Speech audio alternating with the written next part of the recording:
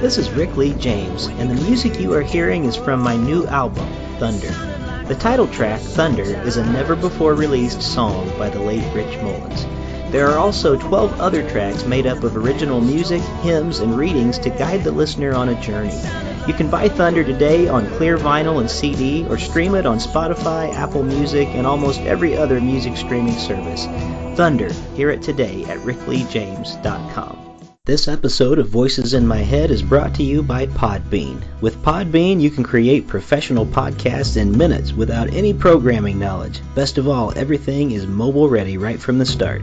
Visit podbean.com/voices to find out more. That's podbean.com/voices.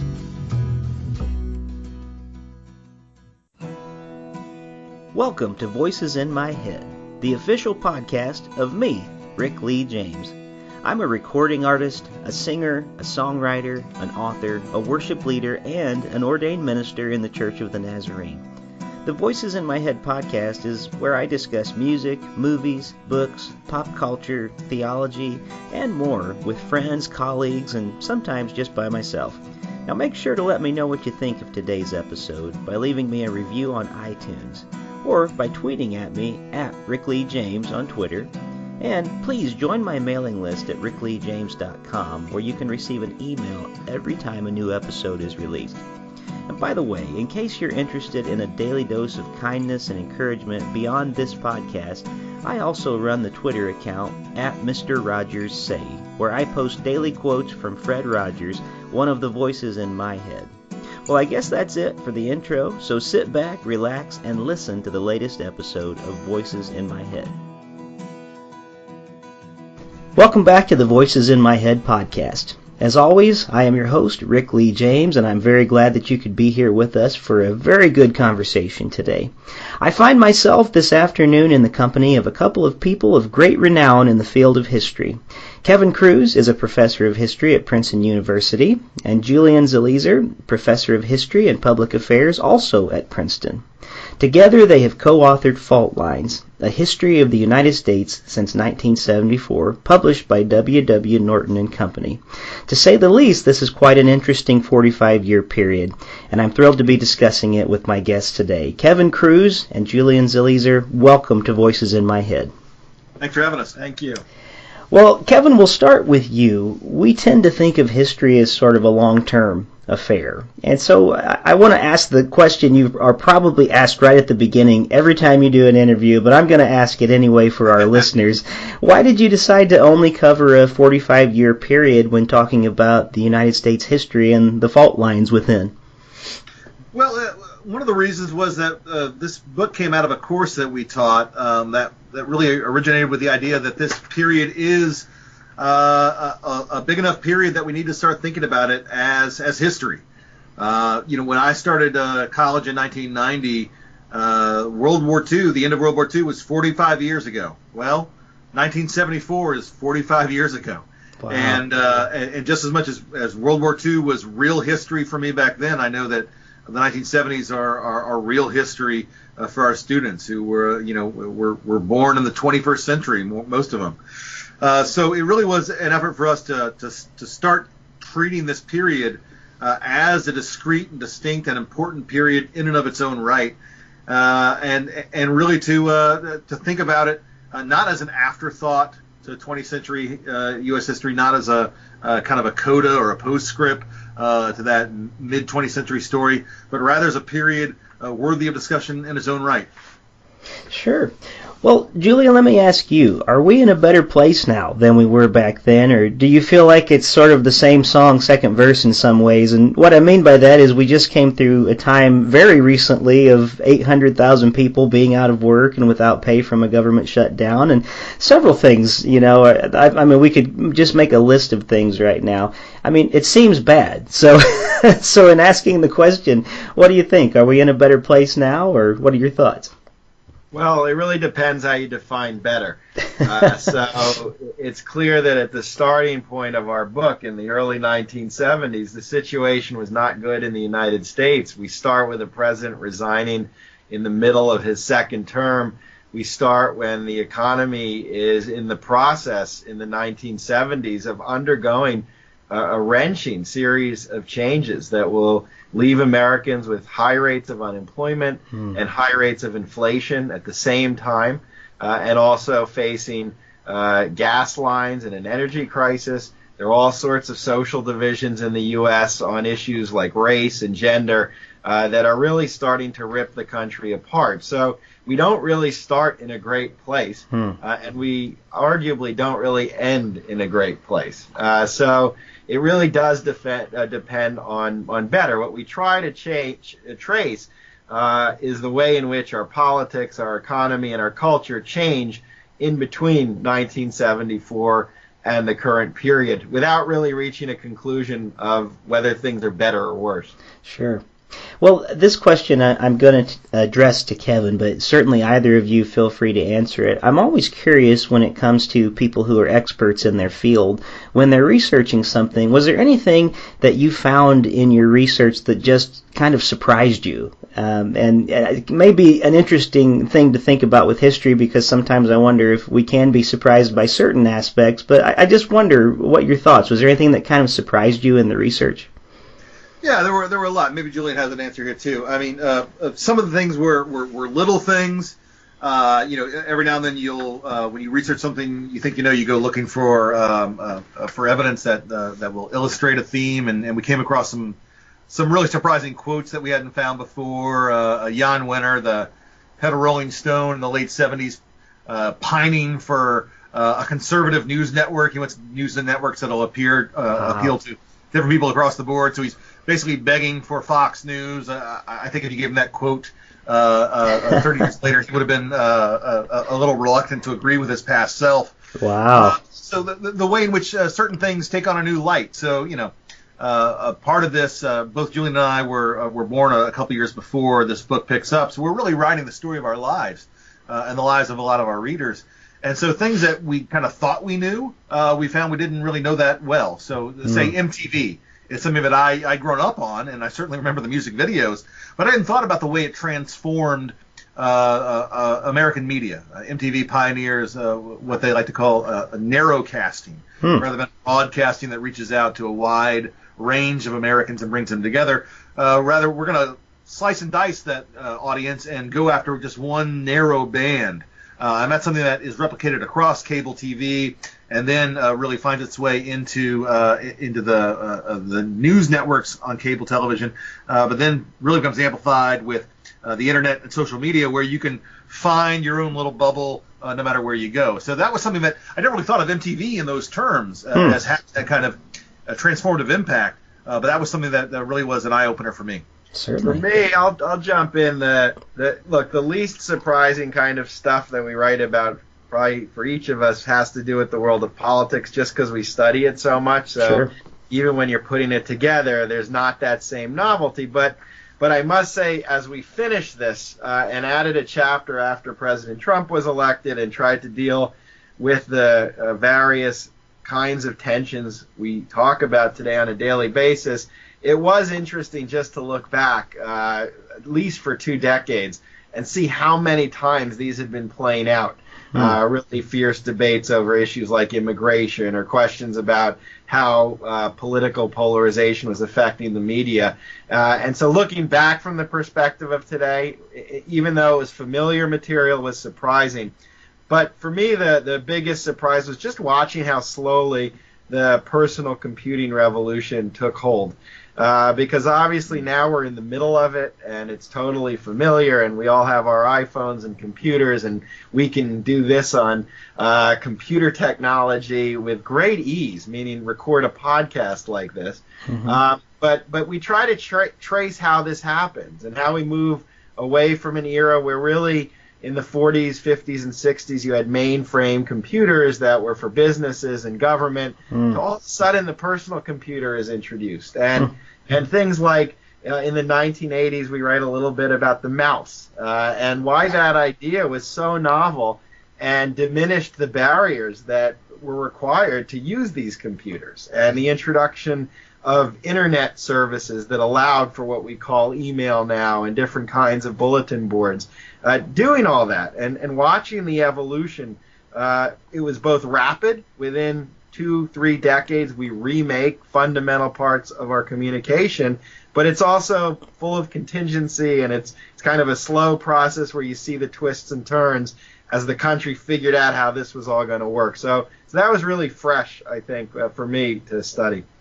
Yeah, I'm trying to think just now as you mentioned those things. It's hard to imagine, even though it's not been around very long, kind of a world without Twitter where someone isn't constantly posting something. And both of you are quite entertaining, actually, to watch in the Twitterverse. And it seems like, Kevin, you've been in a feud with Dinesh D'Souza for a while, the last few days. Right. And I wonder how different the Twitter world would have been if we would have had it back then in those times. Very interesting thoughts to think about, for sure. But thank you for sharing those insights, though. I'm always interested to find out things that can surprise us a little bit about history.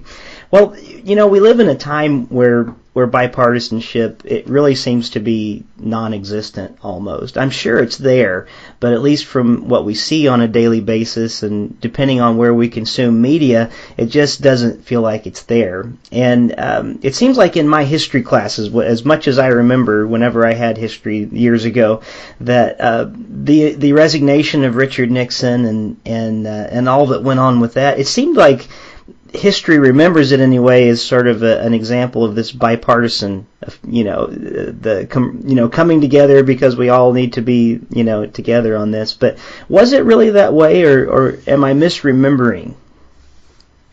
Well, in a lot of ways, there is some truth to that, but it's true simply because the nature of the parties used to be much more ideologically diverse. So really, until the kind of the sorting out process of the 60s and 70s, you really had a Democratic Party that was ideologically diverse. You had Southern conservatives and Northern liberals. You had also a Republican Party that was ideologically diverse. It had Northeastern liberals and Southwestern conservatives, and they coexisted in those parties. And as a result, no matter where you sit on the ideological spectrum, if you wanted to get something done, if you wanted to get the votes to get a bill passed in Congress, you had to go looking in the other party, because if you were a conservative, there were conservatives in your party, but also in the other one. If you were a liberal, there were liberals in your party, but also the other one. And so there was almost a forced need to be bipartisan just to get anything done.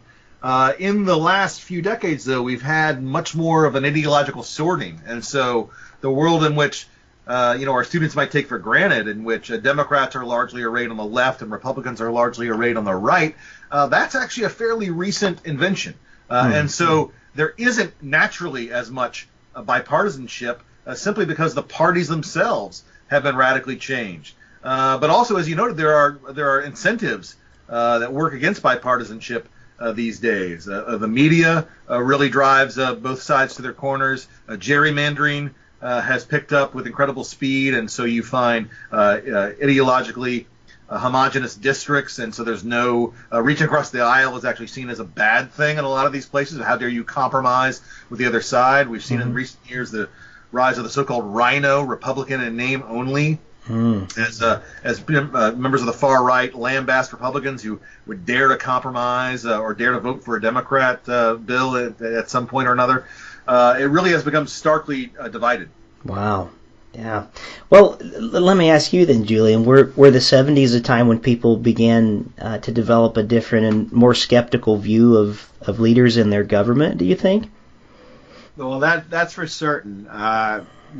All these decade markers are a bit artificial, and so it clearly starts with Vietnam, and polls show that the decline of trust in government starts in the late 1960s or mid-1960s and rapidly accelerates with Watergate and Richard Nixon. And you have, and you can see this not only through polling, but even films and television depictions of politics and popular writing on politics, less confidence in the idea that government leaders could be trusted to do the right thing, and less confidence that the institutions we had and had depended on for much of the 20th centuries would still work.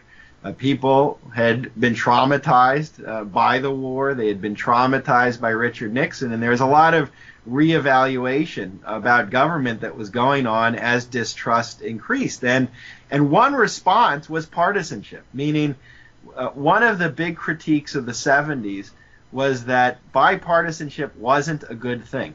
That the bipartisanship Kevin talked about, these alliances between Southern Democrats and Midwestern Republicans, and this phenomenon of the parties working together in closed doors, wasn't always the best thing for the country. And the argument was, on both among liberals and conservatives, we needed more robust political parties that were stronger, parties that each clearly stood for something different, and parties that didn't move to the center. So you have a whole decade of reform where we change a lot of our political process to favor partisanship over bipartisanship.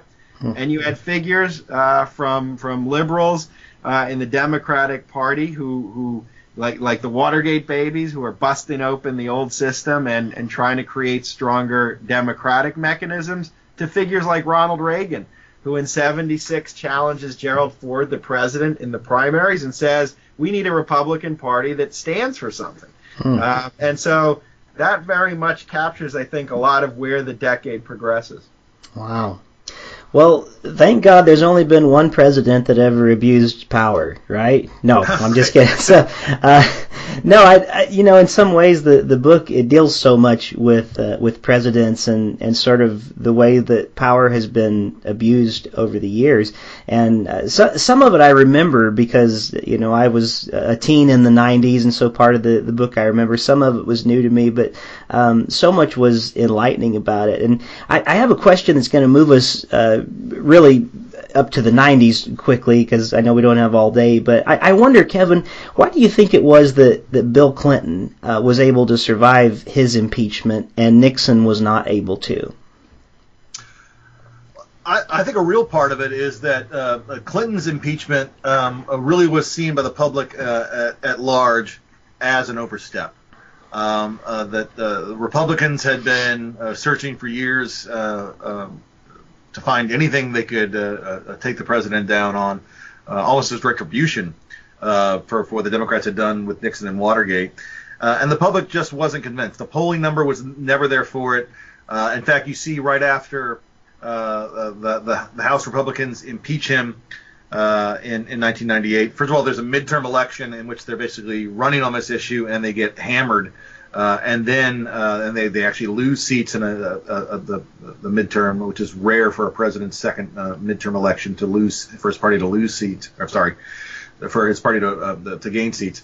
The Republicans take a hammering there. But then also after they actually do impeach, Clinton's poll numbers jump up 10 points. He reaches his all-time high as president comes after he's impeached, because the public sees this as a real overreach. They believe that whatever the wrongdoings of the president, whatever his personal failings, it did not rise to the level of an impeachable offense. That's not true with Nixon and Watergate. The public really does come around on this, and they really do believe that the president has committed some wrongs. Not everyone. Nixon is still polling about 25% approval even through his resignation. But there really is a sense on the part of most of the country that the president has done something wrong enough to be removed from office. And that's fascinating to me, and just as I think through it here, because I remember in the 90s, and of course, Kevin, you wrote a book on the rise of the religious right, and I grew up in a pastor's home, and I remember there being such outrage at Bill Clinton, and it's so odd to me now that I don't see the same kind of outrage with, even just yesterday with the Cohen hearing and things that continually come out about the immorality of the president, and then not doesn't seem like the outrage is there anymore from the evangelicals. It's just interesting to me the way that times have changed in that way, and all along it wasn't about a religion, it was about power. And I find that to be fascinating as we have these conversations as to what seems to really drive us, unfortunately. Julian, let's talk for a second about the rise of political extremism and the way that maybe the media has worked together with it. And it may be sort of a chicken-egg question as we think through it, but the political extremism, do you think it grew as a result of the media feeding it, or do you see them kind of working together? Yeah, I think they work together, and if anything, the changes in politics come first. So just in terms of the electorate, the hardening of the red-blue electoral map that we talk about has been happening for some time. It's actually starting. You can see elements of it in the 60s, but certainly by the 1980s when Reagan is in power, you have in 1984 the last real landslide election that we're going to have, and you enter this period of real intense partisan competition, which will leave both parties on edge. Changes in politics that favor what we call the base, activists, start in the 70s and 80s. For example, in presidential campaigns, the reforms that the parties undertake to favor primaries over conventions naturally lead activists, whether you want to call them extremists or activists, that's up to the observer, but it gives them much greater power in determining who politicians will be, who will represent the party, than the party bosses used to have. So a lot of the changes are already taking place. We do talk about how in the Republican Party you can see a shift to the right taking place pretty clearly by the 1980s with figures like Newt Gingrich and even in many ways Ronald Reagan himself, who are pushing the party farther and farther from what had been considered the center. Layered over that, though, are the changes in the media, first with cable television, which creates a 24-hour constant news cycle, then with the partisan media, after the Fairness Doctrine is dismantled in 1987, you have conservative talk radio, and then you have Fox News in 1996, and liberals have some efforts to replicate that, and finally the Wild West of the Internet in the 2000s. All of that is layered over this kind of move toward polarization, move toward partisanship that had been taking hold, and together it's a pretty explosive combination, which I think brings us today. I think it's hard to sort at this point which causes which, but it's possible to say they work together perfectly. Yeah, well, that's fascinating to me. Well, we're going to fast forward again through time because we just can't cover everything I want to in the time we have today. But I want to, while we're on this sort of topic about the bipartisanship and partisanship, and I think about President Obama. And so, Kevin, I guess I'll ask this question to you. I remember him, and you talk about it in the book, even proclaiming that we are one America, and he always wanted to sort of talk about the things that would unite us, and at least it seemed like he really tried to reach across the aisle on some things, but how did that work out for him? Not well. I didn't think he was sincere in trying to reach across the aisle. You can see this in how he constructed his administration. He had two Republicans who were cabinet secretaries. He tried to get a third. Judd Gregg was going to originally be on for Commerce, and then he reversed course when his Republican colleagues pressured him, and that would have set a modern record. It would have been higher than what FDR had during World War II in terms of a bipartisan cabinet.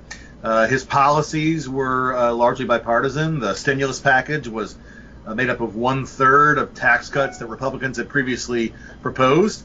And at the same time, what we now know as Obamacare, the Affordable Care Act, was really set up based on a model that was advanced by Republicans, whether it be Mitt Romney's plan in Massachusetts or the Heritage Foundation's idea for an individual mandate. So he started out really trying to bring Republicans in and bring Republican ideas into his administration. What he found is that it's one thing to reach across the aisle. Someone has to be there to take that hand. Yeah. And what Mitch McConnell and Eric Cantor realized, and what they said quite explicitly to their caucuses in the House and the Senate, was that the best way to defeat Obama would be to deny him any kind of bipartisan successes. Right? Would be to refuse to give him any votes at all on any of these things he wanted. And that he could therefore be denied any win, and that if they didn't vote for a bill, the bill would therefore technically not be bipartisan, and Obama would look like a partisan president. And that's what they did. And so you only had a couple votes by Republicans for the stimulus. They immediately get vilified as rhinos. Arlen Specter leaves the Republican Party, becomes a Democrat. Olympia Snowe retires from politics altogether, citing the poisoned atmosphere there. And then with the Affordable Care Act, it's a strictly partisan vote. And so these things that had been meant to be bipartisan outreach come to be seen as these partisan efforts. Well, as we fast forward one more time to another president, and we're just going to deal with the current president right now, Trump. I know you started writing this book, Julian, before the era of President Trump, but where do you put Trump in all this? Because obviously when we talk about fault lines, we certainly are a divided people on President Trump.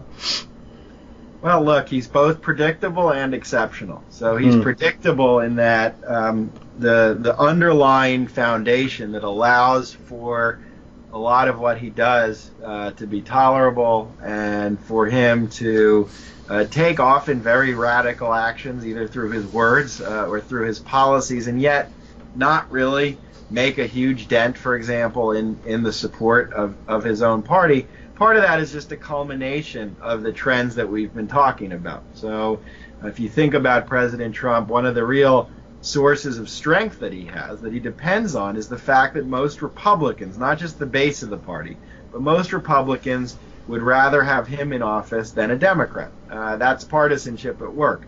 And so that gives a president, even someone who's really far off, a lot of flexibility and room to maneuver in what they're going to do. A lot of his most controversial policies are not novel to him. For example, his very hardline immigration views, we've been seeing this has been taking hold in the Republican Party since the 1990s.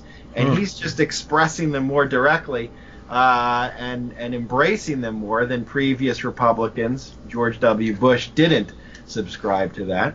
And he depends on a media universe, a conservative media universe, which is not his creation. This has been discussed for a long time, and we trace how this really goes back decades. And yet, it's really essential to why I think he is where he is today, and has a possibility of winning again in 2020. But there are also, it's important to note, things that are different. There's partisanship, there's intense partisanship and extremism, yet we've seen parts of his presidency, the way he communicates on Twitter, for example, is a prime example of a style of presidential rhetoric we have not seen until this point. He's also either retweeted or made statements that connect him not just to the base of the party, but to really extreme organizations, such as after Charlottesville. And this is different than we saw, certainly in Republican presidencies before, the way in which he does that. So it's in general, we treat him and see him as a product of the era we've written about, not as a cause of everything. But at the same time, in that final chapter that we added, we're trying to tease out where is he doing things that are also different in scale and scope than what's come before. Yeah, and he certainly is different, that's for sure. Well, our time is getting close to the end today, so I want to ask a question, and this can certainly be answered by both of you. I know that you are both incredibly brilliant in your field, and I've enjoyed reading works from both of you.